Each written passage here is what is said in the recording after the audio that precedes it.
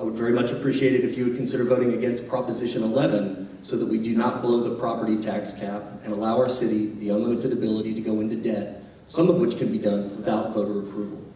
I think that would be very detrimental for the long-term economic path of our island, regardless of who becomes mayor. And I want to leave you with one thought about why I bring these two together. Because we have single-member districts for city council in Galveston, every citizen of our island will get to vote for exactly one city council member and one mayor. And what that means is that 5 of the 7 people who will make decisions in this city, you will have no vote on who they are. Do not hand those people an extra year without standing for election, and please do not hand them your credit card and give them an unlimited line of credit. Vote against Prop 2 and Prop 11. My name's Greg Roof. I'd appreciate your vote for mayor. Thank you, Greg. I checked my wallet before and after this meeting, so everybody, you do the same. All right, let's start with poor lonely Mike Varela down there and give him the second shot at being first. These are the council closing remarks. District 6, Mike Varela. I appreciate your kindness, and I thank you all for coming out tonight. I would like to say that I lived on Galveston Island all my life, and I've seen Galveston go through its good times and its bad times, and I believe that Galveston's best days are ahead of us. I don't believe that Galveston has reached its potential as a city for its residents or as a tourist destinations for the thousands of visitors that come to our island. I think the council is going to have its work cut out for it. It's not going to be easy, and council is going to have to make tough decisions. But I think with the right leadership, it could be done. And as I look out, I know a lot of y'all are thinking, well, I've heard that before. And I have to admit, I've said that myself. But what I would tell you, and what I remind myself is that I am not willing to give up on Galveston. And that's exactly why I'm running for City Council District 6. Thank you. Thank you. That was Mike Varela, District 6. Marie Robb, District 6. Hi, Marie Robb.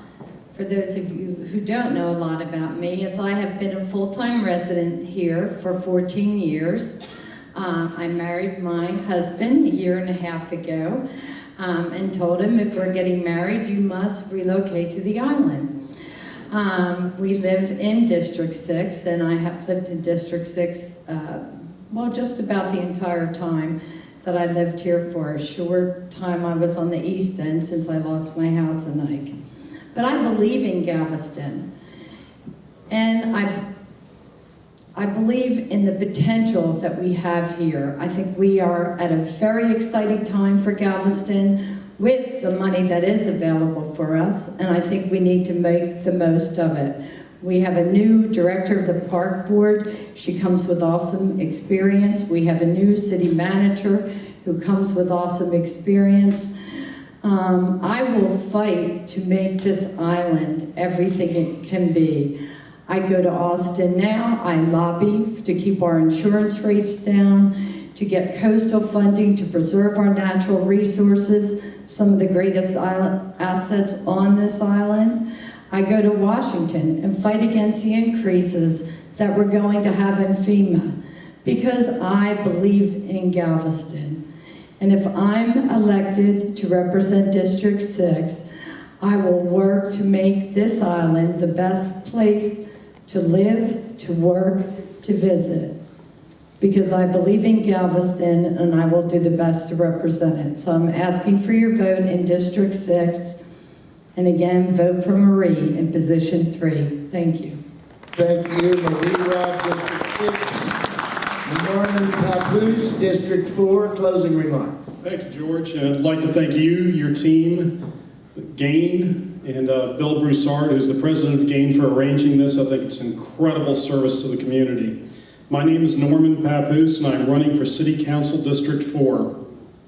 I believe that Galveston's future starts in Galveston. It does not start in Austin. It does not start in Houston. It does not start in St. Louis or Washington. We have 7,500 vacant and dilapidated homes. There is a clear and distinct difference between my opponent and I. My opponent wants mixed income. I think if you put an additional supply into a market that is already experiencing a huge surplus, you can only do damage to our housing market. I believe that our infrastructure has to be taken care of now. It's hard for me to fathom that we have all this CDBG money in 2 years and the little we have seen on our streets of it spent. I thought half our streets would be paved by now. And I don't think 10% of our streets are paved by now. When are we going to get Stewart Road paved? Infrastructure. And lastly, economic development. Economic development starts here. It does not start by trying to get firms here. Bo was right. We've lost economic development when those firms go over the causeway to other communities. It is easier to keep a client than it is to go out and grab a new one.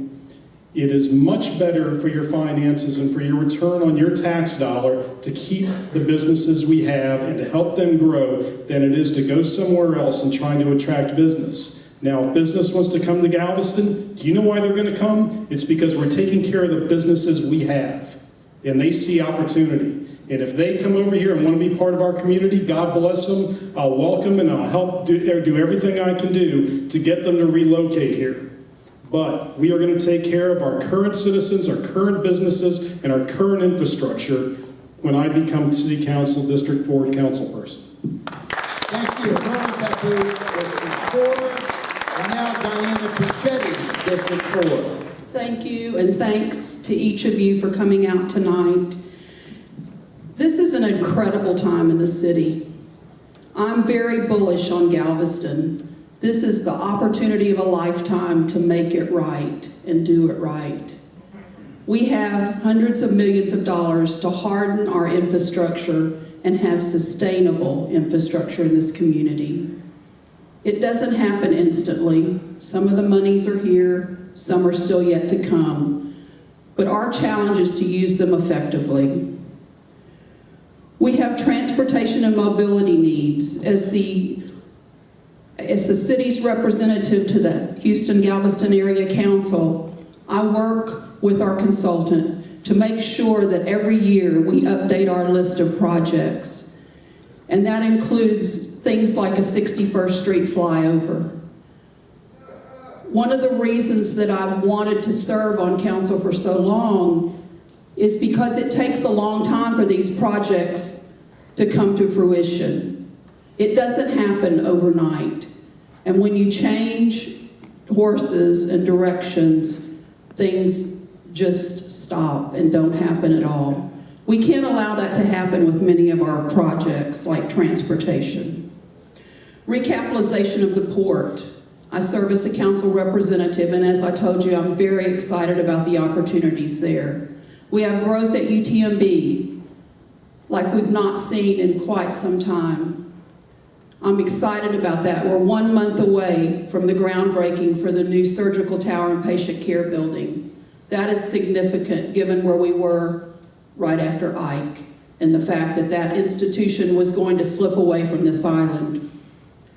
The future of this island is bright if leadership can accept the challenges and not be fearful of the needed changes. My name is Diana Puccetti. I'm running for District 4, and I would appreciate your support and vote. Thank you very much. Thank you, Diana Puccetti, District 4. And now, Richard Beatty, District 2.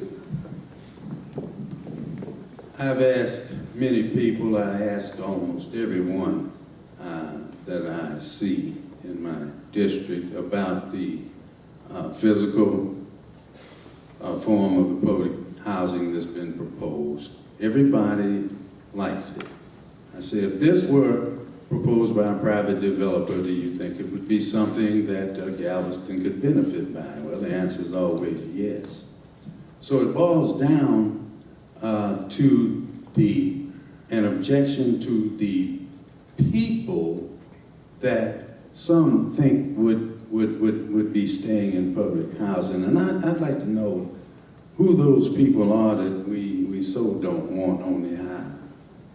I wonder if that's the veteran returning from foreign wars, impaired, wounded, family, children.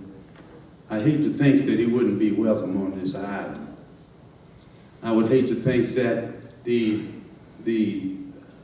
janitors, the maids at UTMB who sanitize the hospital, empty the bedpans, and have wives, children, would not be welcome on this island because they need subsidized housing to help them get that foot on the bottom rung of the economic ladder. I just wonder who those people actually are. I don't put any stock in that, in the argument about the 6,000 units. Those units should be taken off the market, shouldn't be considered worthy. Many of them should not even be considered worthy of human habitation. I think that's a non-starter in the debate.